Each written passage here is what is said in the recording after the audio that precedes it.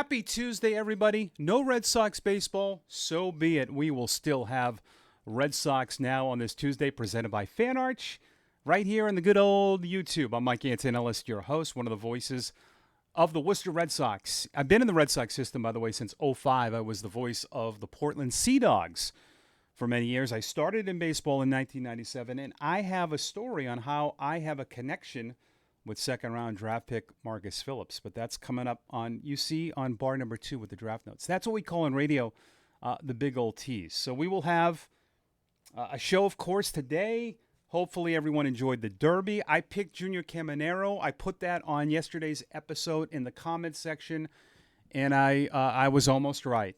I put 3,000. I did not. I'm kidding. Totally kidding. But Cal Raleigh, the home run leader, the favorite to win the Derby, wins it. It was exciting, and I know Red Sox fans are going crazy on the Jazz Chisholm struggling. I saw it all night on X. So we'll get to the Derby. I have some All-Star Game ideas. But we're going to do fake awards. I don't have any award. I have my coffee cup award. Maybe we'll do fake awards next year at the break. But I have some fake awards for the Red Sox to give out on the first half.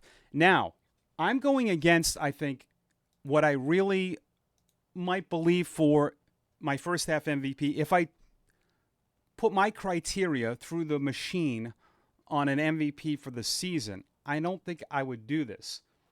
But my MVP of the first half of the Boston Red Sox, and I know many of you will disagree. All right, are you ready for it? My MVP is Garrett Crochet. How in the world can you take a pitcher? Simple, easy. You got 53 wins, he's got 10 of them. If Garrett Crochet is not on this club, right, you don't trade for him and you roll with what you did. Do you really think you'd be 53 and 45? Me? No chance. He is huge in so many ways. Not just his pitching, beyond his numbers, just him, his presence as the number one starter. I would have picked Bregman because if Bregman got up to 90-something games right now, he missed 45 games. He's probably got numbers. I mean, you think about it. After 53 games, he was hitting nearly 300 with 11 homers, 35 RBIs, and 18 doubles. I mean, he was on pace for a monster season. But the most valuable player, who's the most valuable player right now? Think about this. You did lose Bregman. You got through it. Not saying that's what you want. But an arm like Crochet, top 2, top 3 in the game, you lose him, forget it. So to me, he was, without a doubt, my MVP of the first half. And what's crazy is Tarek Skubal has MVP odds according to DraftKings. How about that? I think he's number 3. Rafael is number 4. All right. Most improved. That's my drum roll. Cedar Rafaela. 271, 14 homers, 48 RBIs. Has he improved from last year? You bet. You bet. Has he improved within the year? Yeah. It's kind of what he is. Right? Chase rate's been better. Good hitter. Good outfielder. That was easy for me. Biggest surprise. All right? And I want you guys to play this with me in the comment section. Biggest surprise. This one's easy. Right? It's Carlos Narvaez. No one expected him to be even the top catcher. Many were mad about Kyle Teal. Breslow had a plan. Narvaez, 273, 8 homers, 31 RBIs. Defensively, he's a rock. Thought he would be way better award. Connor Wong. Right? Did we expect this? He had 280 last year in 126 games with 13 homers, 52 RBIs. He stole 8 bases, had 24 doubles. I mean, I don't know if we expected this. Who else could you thought would be better awards? I can't, I looked at this. Maybe Walker Buehler could be a candidate for that. So Those are my fake awards. MVP, Crochet, Most Improved, Rafaela. Biggest surprise, Narvaez. Thought would be better, Wong. This is going to light up the comments. I know it. I absolutely know it. You guys bring it hard all the time. All right. We know Craig Breslow likes arms, right? And we are going to get people that are going to complain about this. I could care less. I have been in the Red Sox system since '05, and I could probably count on one hand the homegrown guys that they have had. They haven't had many in terms of the pitching, right?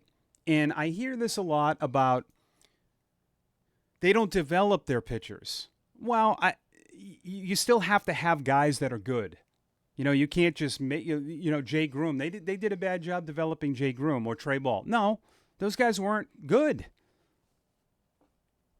And I love what they're doing. And this could also be a sign that maybe Sandlin, Tolley, or someone else right now could be involved in a trade.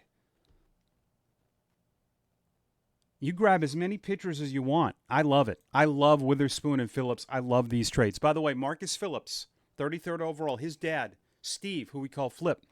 Steve was my manager in 2002 when I was in Kane County with the Cougars, a Marlins affiliate. Loved him. Awesome guy. Played the minor leagues. So Phillips' dad, a baseball guy. And I just know how much of a mentor he is to him. And you got a guy from a high-class family who is a very good player. But I like what they did. 15 of 20 pitches of draft picks are pitchers. I love it. And this is what I've talked about before about when you change GMs, you do have to give them some slack. You can't get rid of Breslow after 2 years. That would be dumb. Every executive has its own slate, like an artist. And they're a little bit different.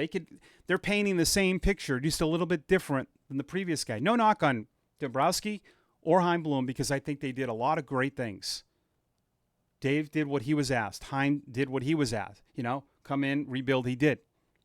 And there's a lot of handprints from both guys in this team. But you got to let Breslow have his prints on this and figure out, this is what I want to do. This is what I want to do. And he wants to go pitching. Remember, Breslow played, and I think there's some strengths about this because you could tell, chemistry matters to him a lot. Clubhouse chemistry.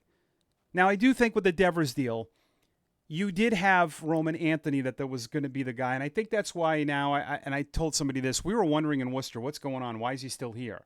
They never do that. There's a point where we know the guy's going up, and I think that deal was going to happen earlier. They were just waiting for it. And, Anthony only went up because of an injury, but I think he was going to go up when the trade happened. I think that was going to be the move.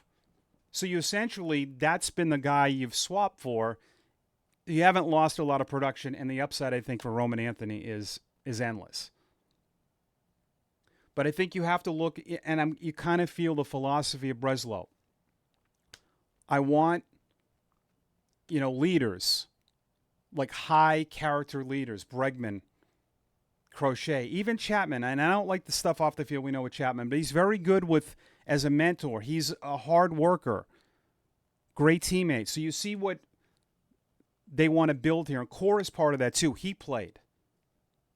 They also want to have hitters with less strikeouts because that's been an issue. You can tell from that. They want more contact. They've talked about this. And they're willing to adapt, like I said earlier. Okay, let's let guys be more themselves. They've let guys throw more fastballs. The fastball usage has gone up, and it's worked.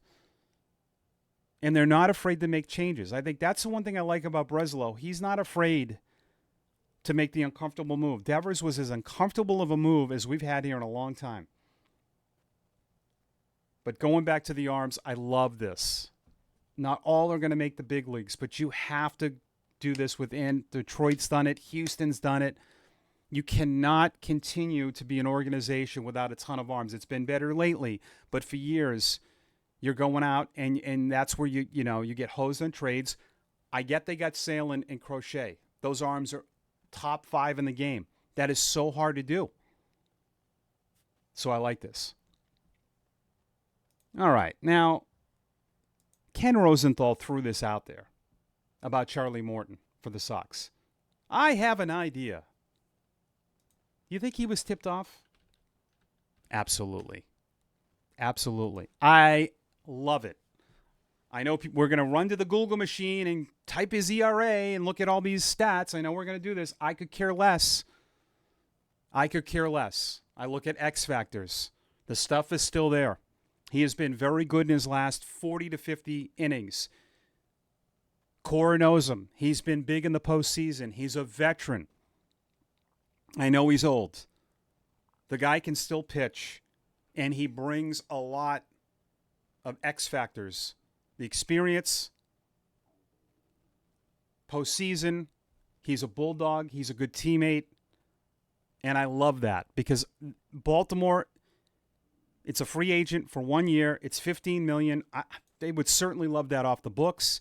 I doubt you'd have to give anything up significant to get him, and that's the kind of move I do like.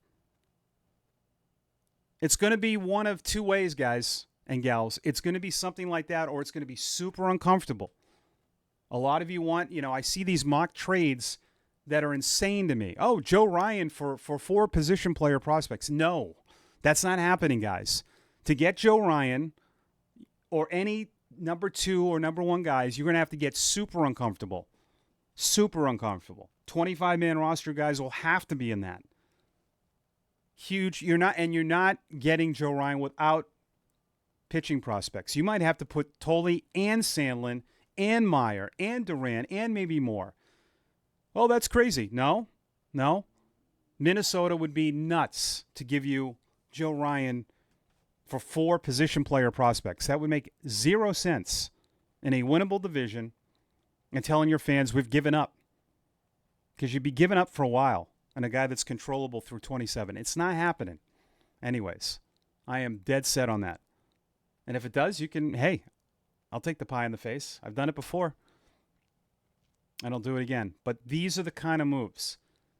Because now that you've lost Dobbins, you've lost a little leverage, like we talked about yesterday.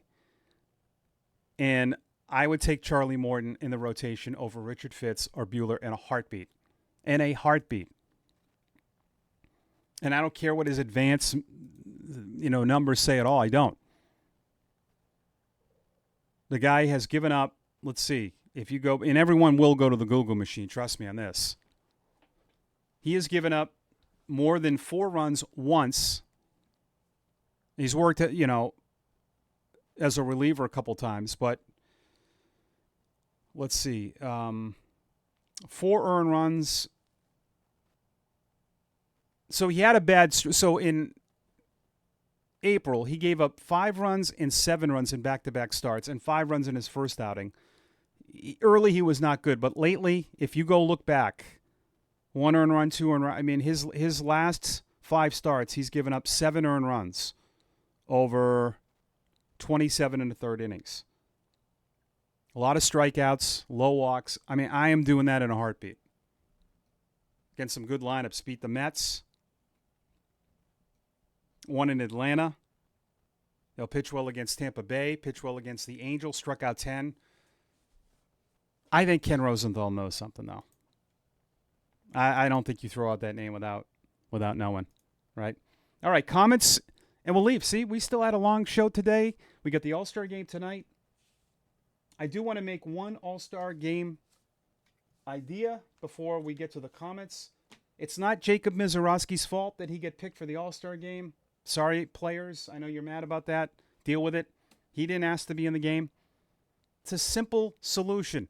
Major League Baseball, you had the drafts. You had the futures game. Designate a rising star spot on the All-Star game. It's an exhibition. Who cares? Jacob Mizorowski gets picked as that rising star, and then it's amazing. And then Roman Anthony is the guy for the American League. Why not? Why not designate spots for a veteran guy, too? Why not? Have fun with it. And I know people are mad and players are mad about Mizorowski. When he's in there tonight, I'm going to be locked in because this guy is filthy. I know the players get mad because it's, part of their, that's a bonus. All right, Nick Frady, 43.96. What a sweep with the Rays. I honestly was hoping for a 2-game win in the series with the Rays. Yeah, pleasantly surprised. 4 is tough to do. Dobbins' injury came at the worst time. Hopefully Buehler and Fitz can step up. I hope they don't give up a good ball player looking for a pitcher right now, especially when the offense has found its footing. Well, then what do you want? I mean, I agree with you to a point, but if you want this team, to me, is not, and I agree with Jeff Passan, they're not a World Series contender with those 2 guys. And as much as we focus on offense, and I get all of that, you still need arms. And, this is all assuming that, I have a good feeling the top 3 will be good, but those are question marks, 4 and 5. You can't look at me, right, and say that 4 and 5 are definites. And I know every team has question marks, but we're talking about the next level. You want to be a contending playoff team. You want to have, ALCS. You can't have, to me, those 2 right now and rely on that. You can upgrade. At David Crespo, -T9P. It sounds like a robot from the Terminator. Wilson and Murphy have been great. Bernardino's been spectacular. The rest of the bullpen has been nails right now. 2, earlier I thought that we might need someone for the bullpen. Now I think that what we have done can work. Yeah, and also within. You could maybe put Fitz in the bullpen if you get a starter, or Houck. Our rotation would have to do until the offseason. Don't think we're getting a high-value arm before the deadline. I think Fitz needs a little bit of time before he can solidify as a 3 or 4. Yeah, but we don't want to do that. This is a team, you're trying to win a division right now, right? Forget the wild card. You're 3 games out of a division. And the Yankees are getting Luis Heel back. You can criticize the Yankees all you want. Cole and Heel not pitching all year and have the record they have. If the Red Sox were missing their top 2 arms right now, they would not have the record their Yankees did. There's no way. If Crochet and Bayo were out the whole year, there's no chance. They might be 15 games under 500. All right, great stuff. Enjoy the All-Star game tonight. Oh, yeah, I did have another thing on the Futures game. Why was the Futures game going on during the games? Make all the games at 4 o'clock on Saturday, Futures game at 7. I'm calling Major League Baseball today. Happy Tuesday, everyone. Thank you for watching Red Sox Now. Subscribe, comment, like, please, and we'll talk to you on Wednesday.